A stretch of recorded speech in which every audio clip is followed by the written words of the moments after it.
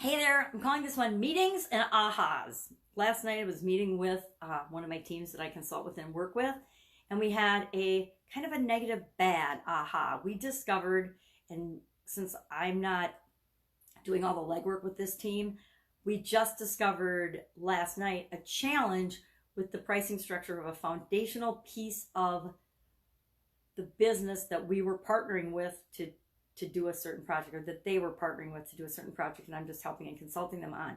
And so today we have to have another meeting with the founder of that particular organization to discuss what's going on with that, and if that is really who they want to hang their hat, or I guess who they want to lock arms with, who they want to actually join with. And I'm kind of kicking myself because I always tell myself these days to listen to my intuition and listen to my gut, and I wasn't 100% tapped in and tuned in to what's going on with that.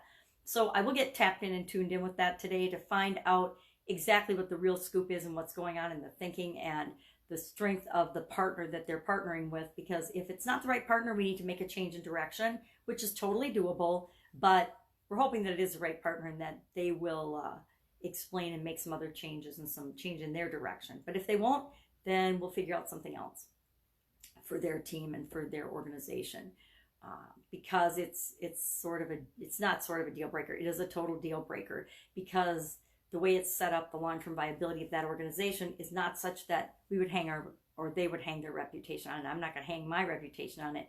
Like I said, I'm kind of kicking myself that I didn't do a deeper dive of research into what we were looking at anyway. But just like everybody else, I learn a lesson every day. I learn new things every day that I wish I would have been smarter in the first place and not overlooked. But it's not a big deal. We discovered it before we were all in.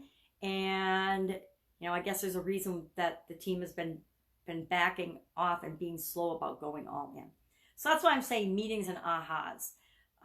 Every meeting actually is full of ahas for me. Every discussion, every communication, every meeting is full of lessons and wonder and amazing things. I believe that every person we come in contact with on this planet has something to teach us or something to show us. I remember a while back, and I think I actually discussed this on one of these videos, discovering that all of my coaching students were having the same exact issue or challenge that I personally was having in my business and what I needed to be doing differently. And so I was attracting people to show me the answer to something I was struggling with in my life. I thought that was fascinating. But we do those things all the time. We attract what we need at any given time. So aha moments, they're here with us. They're every day. Every day I have some kind of an aha or realization. And I couldn't possibly share them all, but it's fascinating to me that if you're open to learning more about yourself, because really every journey we're on, every business we develop, everything we do, every choice we make, every experience we have is just to help us discover more about ourselves. I know that's a little deep, right? But it's so true. So today, for example, working on the 90-day challenge. Today is day 8 already, which is super exciting. And I've 100% deviated from my master plan of what I was going to do. It's really kind of humorous because every once in a while, Heather, my co-host, and she'll come up with the last 2 days. I've totally stopped what I was doing in my direction, which was really foundational and basic. And I've jumped into specific strategies that will really help people get a foothold and make some massive points and moves in the right direction of what they want.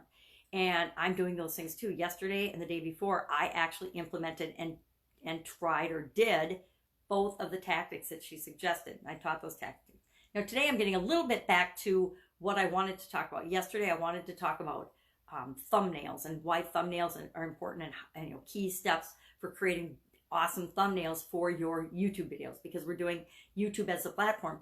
But these principles are platform non-specific. They apply to any platform, anything you're doing in your businesses. For example, the use you want to make your thumbnail, your video, your blog, your anything, you want to make it stop people in their tracks. Nowadays, there's so much information, and there's millions of videos. I don't know how many millions of videos are created a day, but millions of videos are created a day.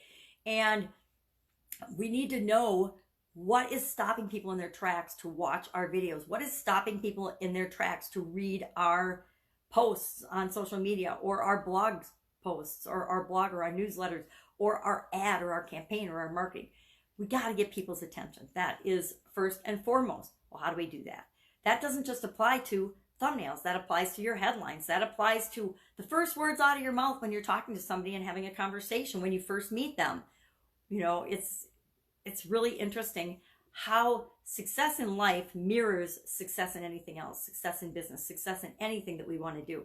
It's a process. Once you have the process down in one area of your life, you can apply it to any area of your life. Think about health and weight loss, for example. Say you were younger and you had a health challenge and you needed to overcome it. Once you go through the process of doing that, now not only can you apply that to the health area of your life, but you can apply it to your finances, your job, your career, your personal relationships, your family, your friends, everything, because you've understand and learned and experienced the process, the success process. And I don't think most of us see it as a process. We don't see our experiences and how we learn and achieve something as a process. But once it clicks and we have that aha moment, meeting of our own mind, we understand that we can apply that to everything and anything. So the things that work for one platform definitely work for another. So for example, I'm just talking about YouTube. So let me just share a couple of the highlights. Might as well, you're listening, right?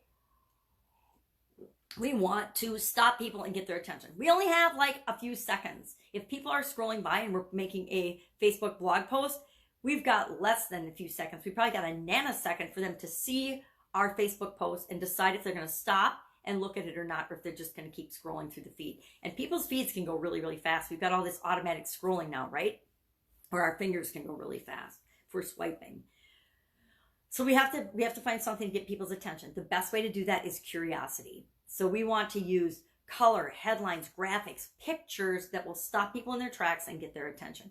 Once we get their attention, then it's all about, and I'll talk about that in a future video for the training and the 90-day challenge, about the headline, what we say first to them, or the first words out of our mouth, what we talk to them about that will continue to get them listening past that 5 or 7 second threshold. So, you know, for example, on thumbnails, we want to use big, bold, colorful fonts, lots of color. We want to use expressive hands or expressions on our faces that are like, you know, we don't want to use just the same old, I've got 1,000 videos or 2,000 videos out there with just my mug. Some dumb expression on my face. How much attention does that get? Okay, there's an old lady in a bathrobe. Why the hell would I listen to that? So part of what I'm doing with thumbnails moving forward, haven't yet done it today, is I need to have expressions. If I'm going to let face or the platform that I'm using just pick my thumbnail for me, I need to get on a platform and add some sort of font or graphic that adds curiosity to with respect to the topic that I'm discussing in my video. Now, I have got a lot of changes to make in how I do video. It's all about actually planning your topics ahead, creating this show-stopping graphic or thumbnail first, and then creating your video based on that to deliver the promise or the hook that you've made in the offer of your thumbnail or your headline. So I've been doing it backwards all this time, but it's given me a lot of experience and a lot more confidence in just plain doing videos. But now I'm going to flip it around and I'm going to actually start doing it right. Right according to what works, not writing according to any expert or guru, but right according to my research on, and that's the first thing you do, is you go in and you look at what are other successful people doing and how are they doing it. So for example, the YouTube example, if I am looking for successful people in my field on YouTube, I'm going to go search and I'm going to look at all the top YouTubers in my specific topic or in my specific arena. And I'm going to look at what they're doing. I did this with Russell Brunson and Steve Larson and other big marketers. I looked at, okay, what are they doing for their thumbnails? Now, I didn't do anything with it because I'm not really just a marketer. So I didn't want to focus just on marketing. I'm more of a coach and a consultant, so why would I do it just for marketing? But then I go in and I work with women business owners. So I'm going to look on YouTube at all the women business owners. What are they doing for thumbnails? And, you know, how many views are they getting? I'm going to tell you, women business owners compared to men business owners aren't getting squat for views on social media, including YouTube. So I will look at the women, but I will also look outside that niche to see what is really working on the particular platform I'm doing: YouTube, Facebook, Instagram, Twitter, whatever, LinkedIn, whatever platform you're using. You want to do this same thing. Go out and research and find out what's working and ask yourself, well, how can I make that work for me? How can I use what they're doing? They're proving it's successful. If it works for them, how can I tweak that to make it my own and make it work for me? It's called modeling. Learned it from Tony Robbins. My God, 40 years ago, maybe longer. So do it. It's the quickest way to succeed. Now, you're not copying. Copying is plagiarism, not cool. But modeling, learning from a lot of other people that are successful, throwing it all together in a pot, seeing what works for you, seeing what sticks and testing it, that's how you make it work for you. And that's how you make it your own. So that's it. Go out, make it an awesome day. I covered a lot of weird stuff today, but I guess there's a lot on my mind.